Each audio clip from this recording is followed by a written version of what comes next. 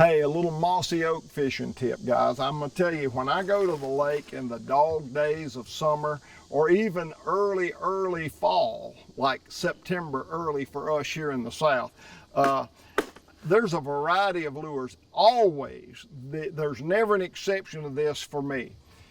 When you go on a lake, a fishing lure is a tool, and you use it like a tool. It's designed to do a job. And I give some crude illustrations. For example, if the fish are 25 feet deep in off-colored water, obviously a topwater bait's not a good choice. Or if they're back in matted grass or lily pads, a 20-foot diving crankbait is obviously not a good choice. So that's just crude illustrations on choosing the right lure to do the right job.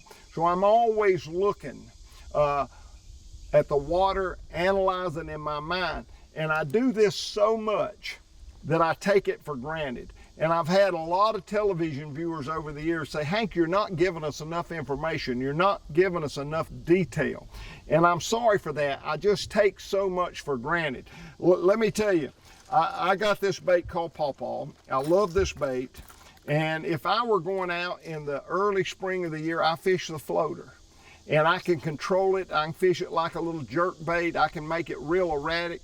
But if I'm going out in the summer now, I want the fast sinking. This comes in 3 different models: slow sinking, fast sinking, and floating.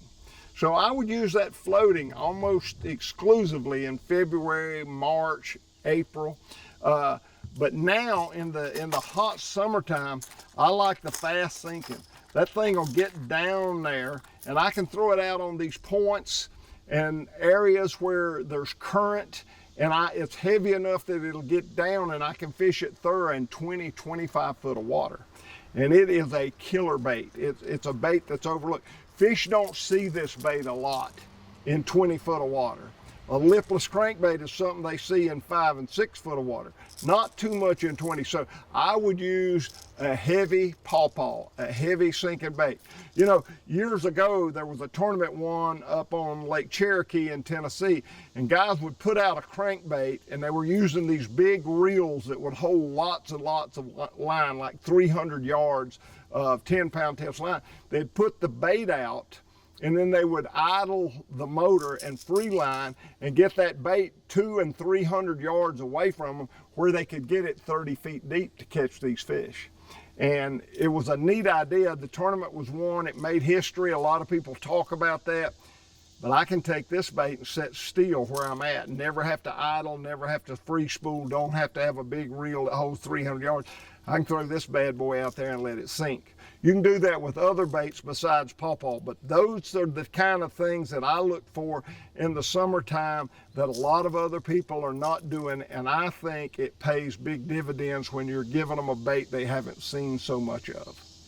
The second bait I'm going to take is going to be a plastic worm. And what I'm going to vary on this worm is my weight. This is a tungsten 1/4 ounce weight. Small, compact weight. I may fish a 1/2 ounce to get it down there. So the one thing that I would be changing around on my worm more than I would color. People get hung up on color.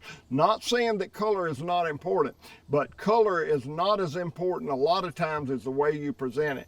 And the weight has a lot to do with the way you present it and where you get it. Summertime fish like current. We fish a lot of lakes that are power lakes, and they're rolling water to generate electricity, that current.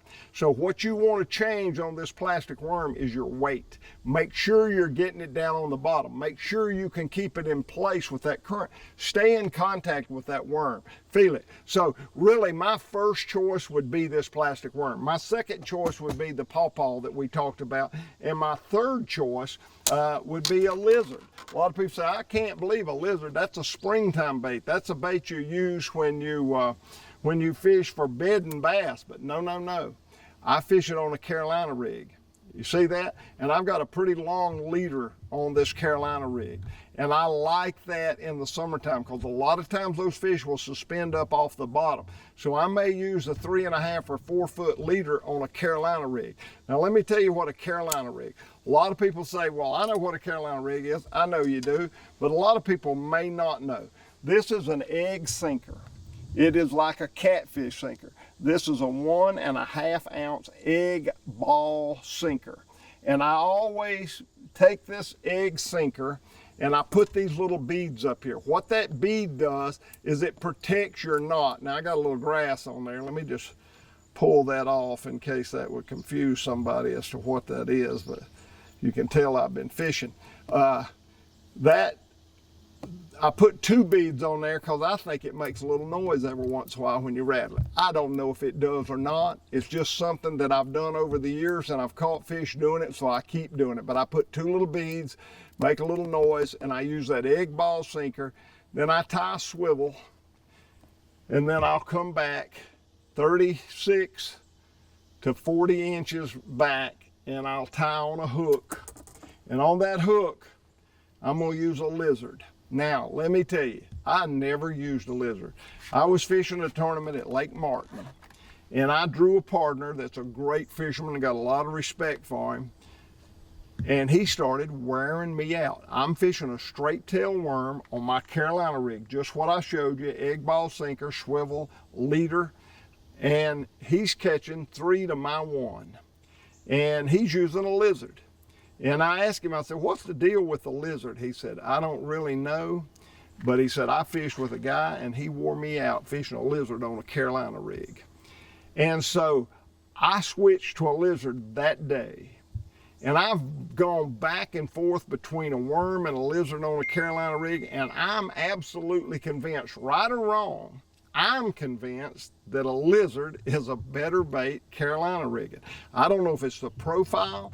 I don't know if it's the way it floats. I don't really know why.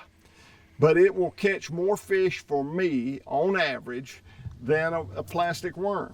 So I'm going to have me rigged up a egg ball sinker with 2 little beads, a swivel, and this is a 40-inch leader. Normally I use about a 35 to 36-inch leader, and I'm gonna have me a plastic lizard.